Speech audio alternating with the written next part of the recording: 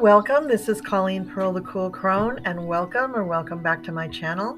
Today's video is all about the astrology for May 30th through June 14th. So welcome to the cusp of summer. You can already feel the summer vibe that's happening all around us. Spring was about 5 minutes long, and we are being shoved into the LILITH time of year. Well, enjoy it, because any minute now we could start experiencing a rainy season instead, if global warming has anything to say about it. So on May 30th, we will have the new moon in Gemini, and I'll be doing a video all about that. So this video, I'm just going to skim through this really quickly and hope that you watch the other video. Now, with the sun and moon in Gemini, there'll be lots of quick energy all around us. So you will quickly be making summer plans like vacations and get-togethers, fun projects, so that we're able to enjoy this brief, beautiful season and not get bound up with the usual responsible actions that most adults have to contend with. Soon the kids will be out of school and their summer plans will start, but most of us adults will continue to work unless we plan for some time off in a nice location.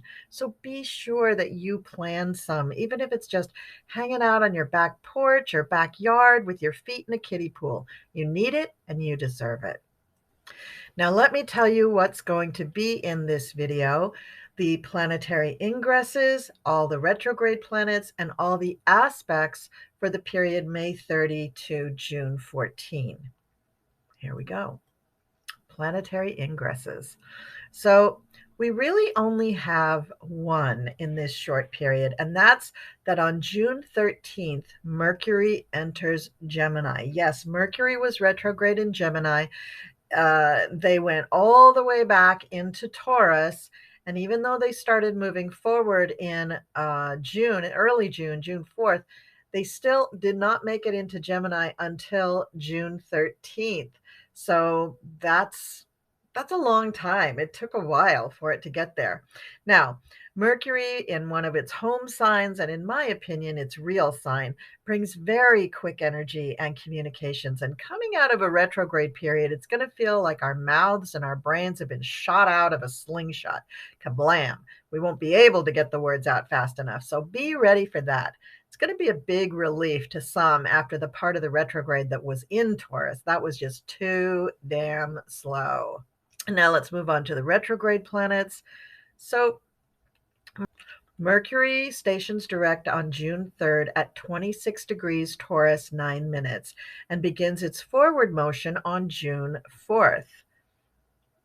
Saturn will station and begin retrograde on June 4th and will remain retrograde until July 1st. So this is a very, very short retro period. It's kind of funny. I think it's going to have some effect on our government officials, especially.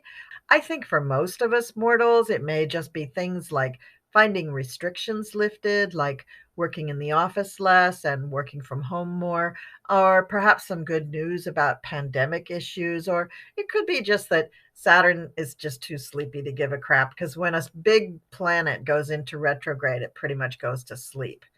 And then Pluto will still be retrograde all month. And I just want to give you guys a heads up that at the end of June, Neptune will retrograde and will also come out of the retrograde on July 1st. So what's up with that? 3 days of retrograde. It's very weird. As if Neptune could get any more weird.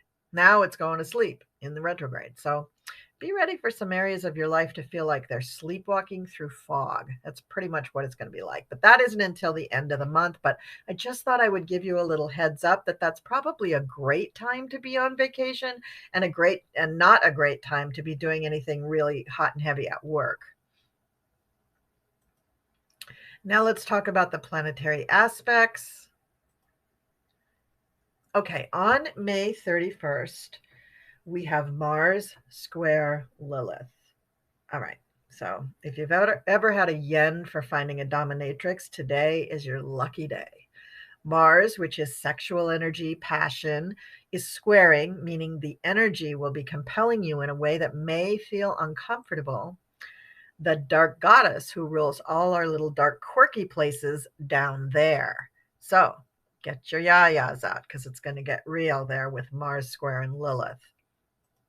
And then on June 2nd, Venus will sextile Lilith. So this is a positive aspect, whereas the square from Mars was a bit of a struggle, a bit of a challenge.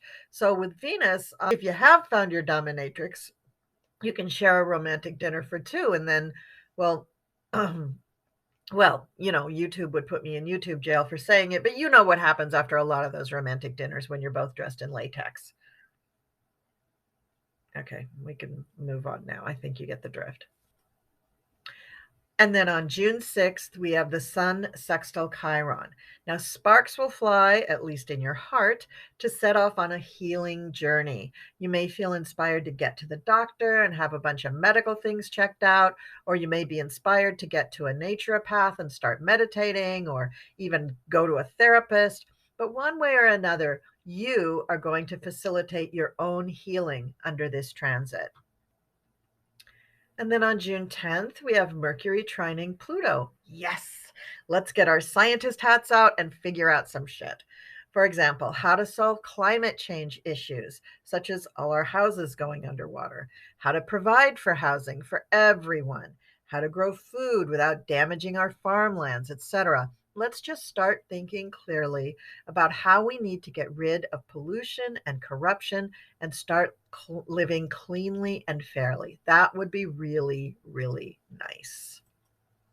On June 11th, we have Venus conjuncting Uranus, more fantastically inspired insights into how to bring more happiness, love, and tolerance to our planet. The planet of love combined with the electric and inspired planet of Uranus, the future can be embraced if you talk to some of those Luddites on this particular Saturday. So this would be a great day to try to change people's minds about the future of our planet, or it could just be a fantastic date night. And then on June 14th, we have the full moon in Sagittarius at 23 degrees 24 minutes. So hooray, this is the most fun full moon of the summer. Let's face it, the Scorpio and Capricorn full moons are not nearly as fun as Sagittarius. So let's kick up our heels and have some fun while we commune with the aliens. Actually, I don't think we should call them aliens anymore because it's pretty widely accepted that they seeded our planet and have been a part of our world for millennia. So let's just say, let's kick up our heels and have fun with everybody around us. All right. So that's what I have to say. It was pretty short and sweet, guys, but that is the way the astrology is panning out for this period. I'm so glad to have you as a subscriber, and thank you for so much for watching. Please leave me a comment. Please be sure to like and subscribe if you're not already subscribed, and I'll see you next time.